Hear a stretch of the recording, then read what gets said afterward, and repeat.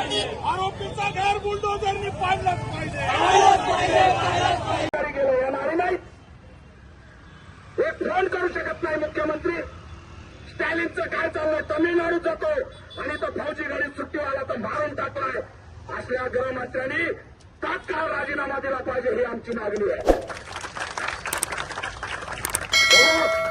न्याय जर नाही मिळाला आणि दलित अत्याचार थांबले नाहीत, 4-2 लोक तुम्ही पट्टे टाकले असतील, त्यांच्या घरात सगळे विकणारे नाहीत. 1972चा प्रांत आमचे जिवंत लक्षात ठेवा. त्यांच्या घरात पट्टे टाकले ते पट्टे घेऊन मिळवा, काही गरज पडत नाही. आणि आमचा बाबासाहेब आंबेडकरांचं अस्तित्व जिवंत त्याला भीमसैनिक रमायच्या लेखी जिवंत तेवढं लक्षात ठेवा. काय काम करणार आम्ही बघू. जर लवकर न्याय नाही दिला तर महाराष्ट्रात गृहमंत्र्याला फिरू. सैनिक आले तर जिल्हाधिकाऱ्याला थांबता येत नसेल तर जा म्हणाव, काही फरक पडत नाही आम्हाला. दीपक भाई मागे म्हणाव पाहिजे, निरोप द्या, इथं येऊन निवेदन घे म्हणाव. नाटकं करता का? सैनिकाची पत्नी तुमच्या दारावर आली आणि 5 मिनिटं एक म्हणता पॅन्थर उभा, इथं पॅन्थर कुणाच्या बापाला घाबरला नाही.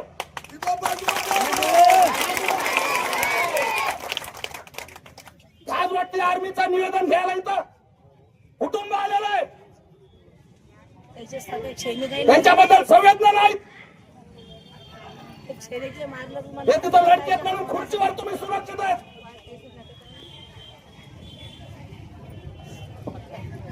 लाज वाटायला पाहिजे, इथं यायला पाहिजे. कसला प्रोटोकॉल आलाय? त्याला आमचा माणूस, सैनिक माणूस मारला, याला लाज वाटत नाही.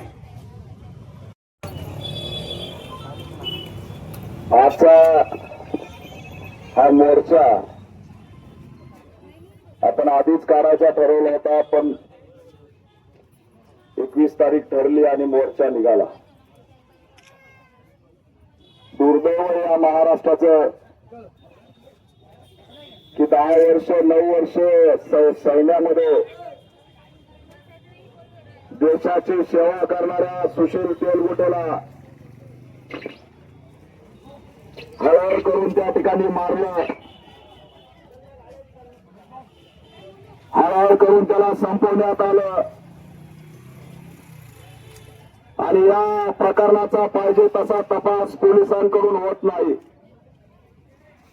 2 आणि 3 आरोपीचं हे काम नाही, आम्ही सांगतोय.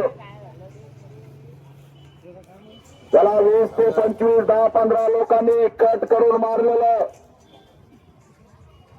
पण त्याच्यात कोणताही तपास पुढे जात नाही. महाराष्ट्रातल्या अनेक घटनांवरती कुणी मागणी न करता एसआयटी लागू होती, सीआयडी लागू होतं, पण आम्ही इथं मागणी करतो तरी सुद्धा एसआयटी लागू होत नाही. का रे बाबा, आम्ही दलित आहेत. आमचा सुशील तेलगुटे बौद्ध होता म्हणून आम्हाला न्याय नाही का? त्याच्यात आम्हाला अट्रॉसिटीचे कलम वाढवण्यासाठी मागणी करावी लागते. त्याच्यामध्ये आम्हाला त्याला शहीदाचा दर्जा द्या म्हणून मागणी करावी लागते. सुट्टीवर आलेल्या आमच्या या सैनिकाला आतंकवाद्यांनी घेरून मारलेलं, त्याची हत्या सहज झालेली नाही. वाईट याचं वाटतं, अंत्यविधीला आमदार आला नाही, अंत्यविधीला खासदार आला नाही, अंत्यविधीला पालकमंत्री आला नाही. या कुटुंबाला फोनवर गृहमंत्र्यांनी बोलण्याची तसदी सुद्धा दाखवली नाही.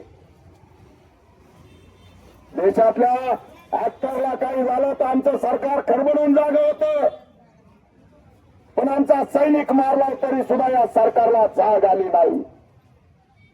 आणि म्हणून हा मोर्चा एक सुरुवात आहे. कुणी असं समजू नका.